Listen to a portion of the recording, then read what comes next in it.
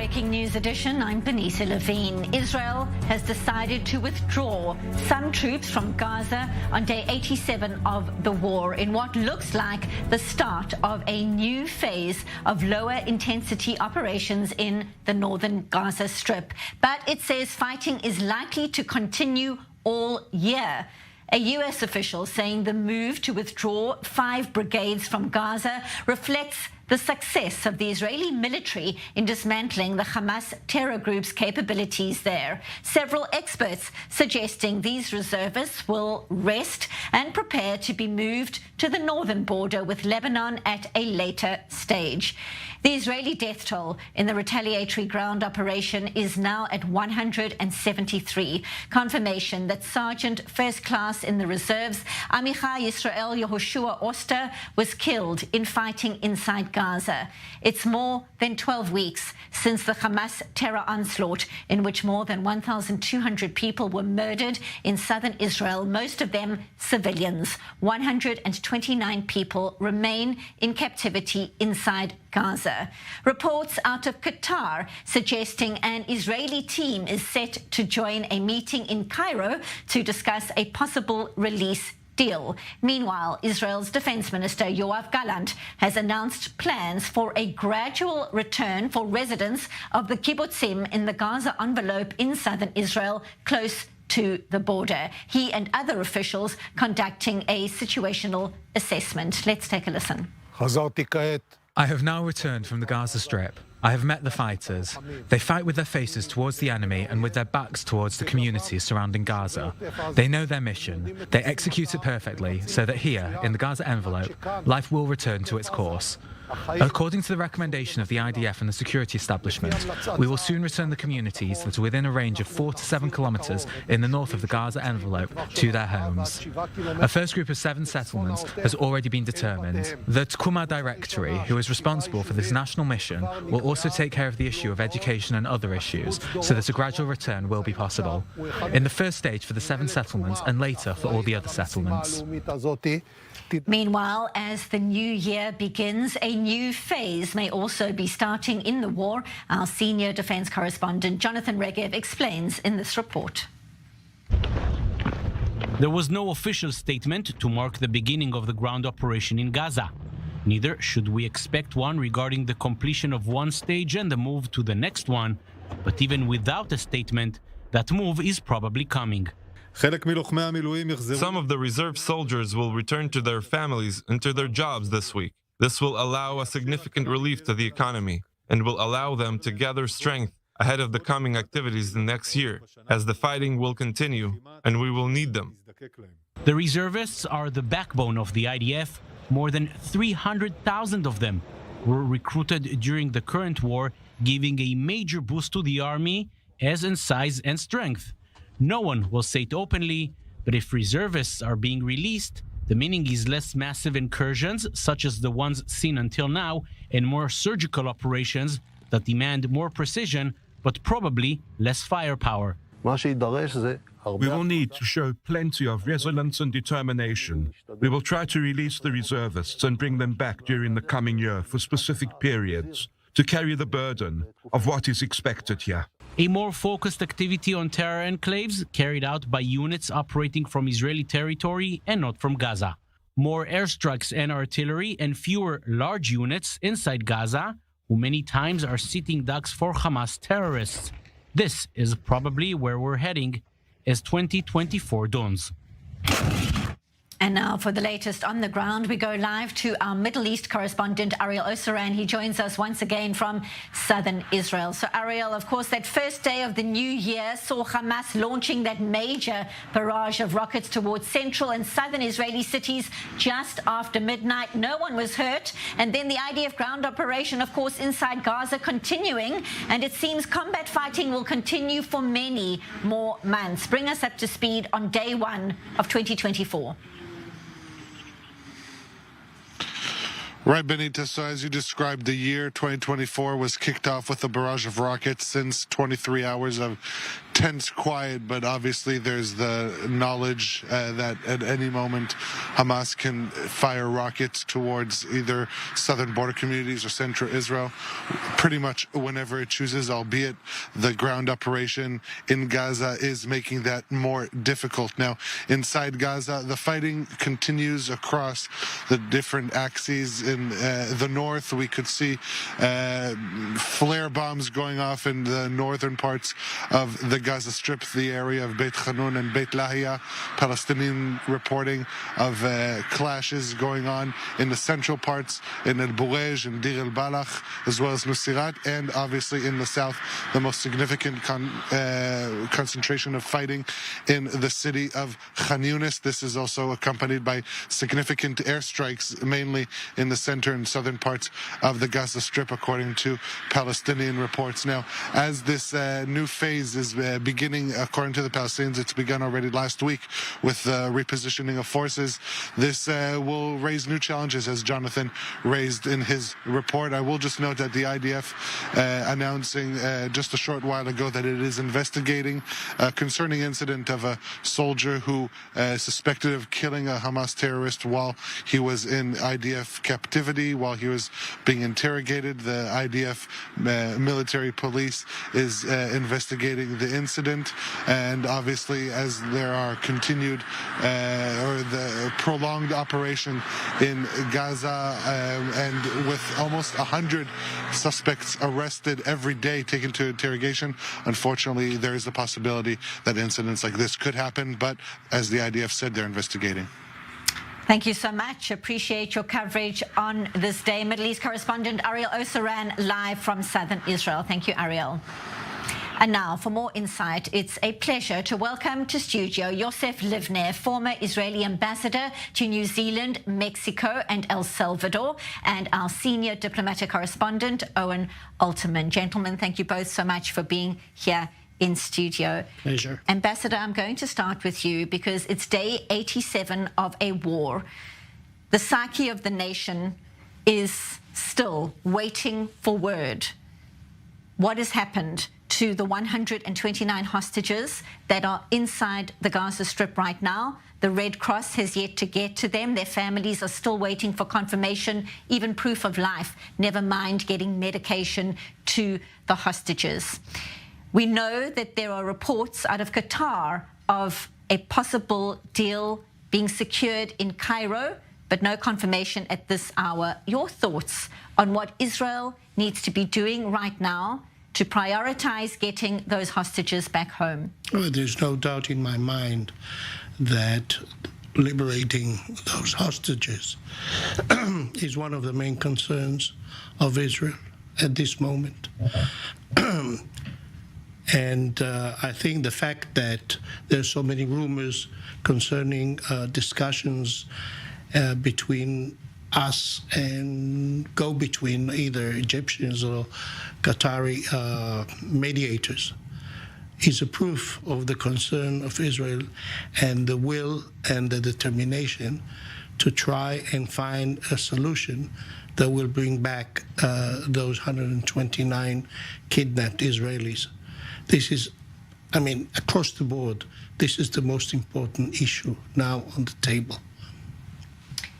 I'm going to bring you in here, Owen, because we've been talking about this since the abductions on the 7th of October, and we're hearing more and more harrowing reports from the hostages that have got home about the conditions inside Gaza right now. As we start a new year on the calendar, at least, still the families are waiting for some kind of confirmation. Your sense as the meetings conducted continue right now, potentially in Cairo as we speak, about the way it is being dealt with by the Israeli teams to make sure that those people get home and get home safely as soon as possible?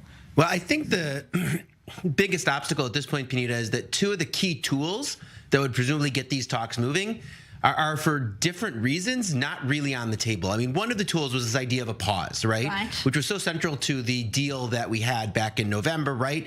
Where you give Hamas a pause at that point of about a week, and it's of real value to Hamas. As I explained in our broadcast before, in the context of October and November, this pause as a tool, or as a key, if you will, to unlock the negotiation made a lot of sense because the fighting was incredibly high intensity. There were very strong incremental gains made by the Israeli military against Hamas, hour in, hour out, day in, day out. So if you give Hamas the breathing room of a week, right, where they don't get that kind of pressure and the Israeli army isn't making that kind of incremental gain, then that's of high value for Hamas. Not to mention the fact that they had these hopes that you stop the fighting for a week, you win a year, you win 10 years, right? The war simply would stop because Israel would be under pressure. The dynamics wouldn't be there for the war to restart. Well, that obviously proved to be false, right? As we know sitting here on January 1st, that Hamas was certainly wrong about that.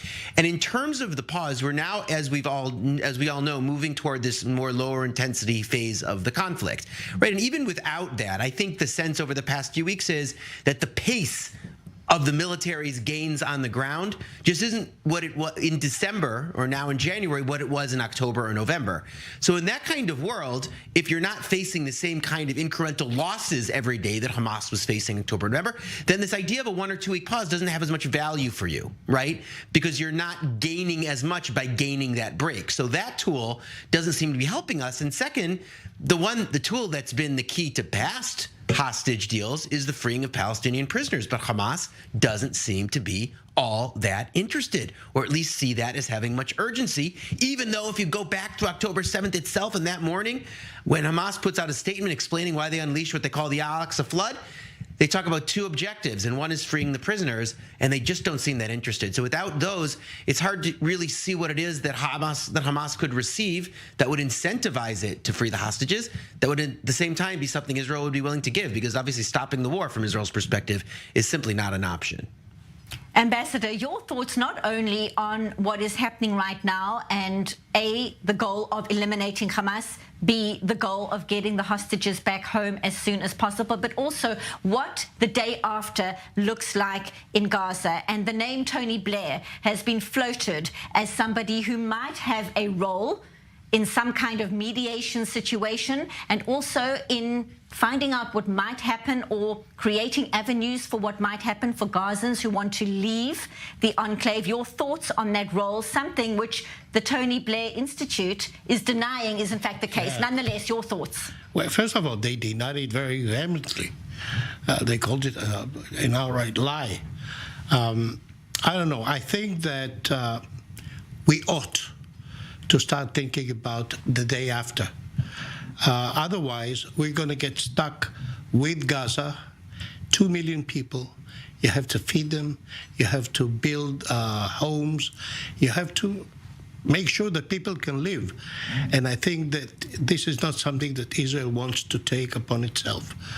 I think that eventually the Israeli government will have to come to grips with the issue of what are we going to see the day after the hostilities come to an end. And I think that serious people will probably start pushing for at least some sort of analysis, and bring out thoughts concerning what it is that we want to see in Gaza. We know that we don't want to see Hamas. We know that we want the kibbutzim along the border to live in safety, make sure that they do not face something that they've lived through on October 7th. We know these facts. We know that we don't want to take upon ourselves the responsibility for 2 million or more than 2 million residents in Gaza. So yes, obviously, time will come when the Israeli cabinet or the war cabinet or the limited war cabinet, and apparently earlier today there was rumor that sometime this week they're going to take this issue and start discussing what may happen the day after. Couple of points. First of all, on the Tony Blair report, the original report was from Israel's Channel 12, and it talked about Blair coming to Israel and meeting with Prime Minister Netanyahu, with other officials, talking about a range of issues on the day after, including the states in the Arab world that would absorb Gazans. That's all it said. That's all the report said. Right. One way of reading this is, and I think you're nodding because you see this, right? Tony Blair talked about a whole range of issues. And one of it is if there are a small number of Gazans who wish to leave, that they want to find another place in the Arab world to live, then there would be states that would take them in. Not that this was a central part of the plan or if there was some plan for a mass, movement of people from Gaza. But that's one reading. The other reading is, in fact, this is another instance, Israel moving forward with the plans. You've heard from people like Itamar Ben-Gvir and Bezalel Smotrich on the far right in Israel. Of course, also ministers in the Israeli government, not necessarily speaking for the government or not speaking for the government. But this was part of this grand plan for a kind of voluntary or involuntary ethnic cleansing of Gaza. That more extreme reading is the reading taken, for example, by Hussein Zomblad, the Palestinian ambassador to Britain, because this was the interest of the Palestinian government, and they don't like Tony Blair, and they certainly, and one can understand why, don't like the idea of some kind of plan to goad hundreds of thousands, if not millions of Gazans to leave the Gaza Strip. So they took the most extreme reading of one sentence in this report that could possibly be taken. And in a sense, the report is talking about one thing, and Tony Blair's denial talking about something completely different, right? Where the truth may be that this was one small part of a larger discussion and not about some kind of mass movement of peoples, which it's become clear for many reasons is not something that's going to happen. And probably not something the Israeli government should want to happen, and certainly not something that the Israeli government should be pushing to happen. As for the day after, I disagree. Listen, we've had a robust debate in Israel for months about what the day after should look like. Benjamin Netanyahu, at least in recent weeks, has been very clear, at least in general terms, about what he sees happening. Right. The Israeli military patrolling the ground and some sort of local civilian Palestinian authority providing civilian needs. You can say that it's a good plan or not. You could say it's a realistic plan or not. You could say it's fully fleshed out. It's obviously not. But as a concept that's been put on the table, it's there. And beyond that, a robust debate in Israeli society about what should happen. Again, there's this issue of what the formal discussion is inside the government and in which forum. But I do think that there's been a lot of movement on this, and the concepts and the options have been debated widely. Yeah, Ambassador, you're nodding. Yeah, I'm nodding because I think that we should stay away from any idea of promoting immigration of people from Gaza, because it'll put us in a hot seat in the eyes of the world, and this is something that I don't think that we want to be associated with. As for the discussions, I think I read today, or I heard it today, that last week there was going to be a debate in the cabinet, and the war cabinet, and the prime minister postponed it, and apparently it's coming back sometime this week. So obviously people in government are concerned. They know that this is something that we need to discuss, we need to analyze, and eventually come up with some sort of an idea. It will help us basically with our American allies. It will help us in the eyes of the international community, because it will show that Israel is not only interested in defeating Hamas, but also thinking about a positive plan for the future. Certainly is also an interesting question, when exactly is the day after? Because we keep on hearing that the fighting is going to continue for many months, if not a year. I've been saying for weeks that the idea of the day after, right, with the capital T, capital D, capital A, isn't a helpful description of what's happening, which is going to be much more of a phased process. And one wonders whether that phased process, in a sense, Benita, has already started. Is Hamas the governing authority in the northern part of the Gaza Strip and large parts of it? And if not, then in a sense, the day after is already here, at least in some parts of the Gaza Strip and in some ways. So this is going to be phased in. It's going to have to be, and it's going to be a transition in every element of the war. The day after in Gaza, the day after in Israeli politics, a major point of discussion in Israel over the last 24 hours, or over the last 5 hours, and in the day after in many other ways. So it's going to be phased in, and the question is not for some far off day, but it's a question that I think is going to start to be very present. Certainly something we are going to unpack in more detail in a very short while. Lots to discuss. Stay with us, gentlemen, because there has been a dramatic rise in anti-Semitism since the Hamas terror attacks on the 7th of October. It's been felt in major parts of the globe, many around the world, expressing strong views on the war and its impact on the broader Middle East. More in this report. Hamas. Certainly Hamas and Iran, who are backing them.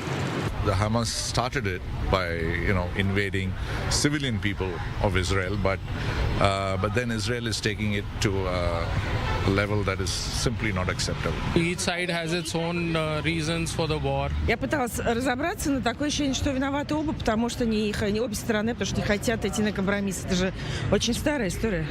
I don't think there is someone specific to be blamed for. It's a complex situation that has been prevalent for almost 7 decades. Я считаю, что виновны израильцы, потому что они не соблюли декларацию Организации Объединенных Наций о двух государствах. И Палестине не предоставили. Хотя методы Палестины тоже оставляют желать лучшего. Как? Он сам себе проблем настроил. I think it's difficult to say who's to blame. I think it's not about a blame. I don't blame. It's about finding a solution that those two groups of people can live side by side on the same land, because the Israelis have no right to say it's my land. The Palestinians were there first. Я больше на стороне Палестины. А кто виноват, не знаю. Жизнь сложная.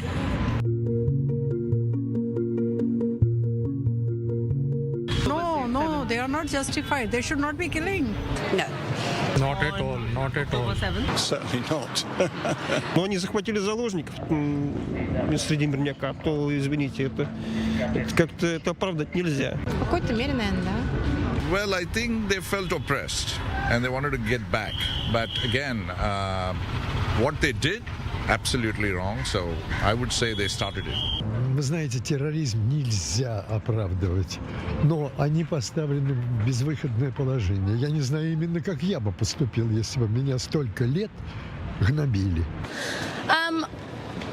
I don't necessarily think attacking anyone is ever justified, and killing of any people is never justified. I can understand maybe why they felt that was their only option. I would always wish that that's never what it had come to. So I wouldn't say justified, but I wouldn't say I'm surprised that that's what they resorted to.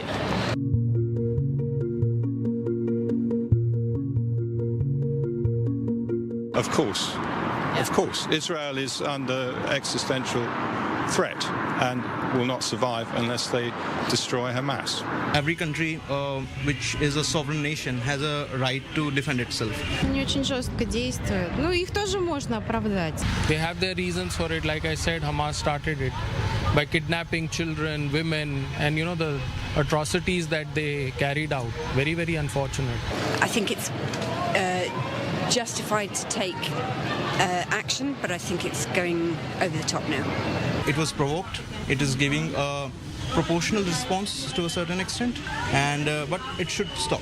Hamas, as I said, has done it, but doesn't mean that entire other people should be punished for the crimes of few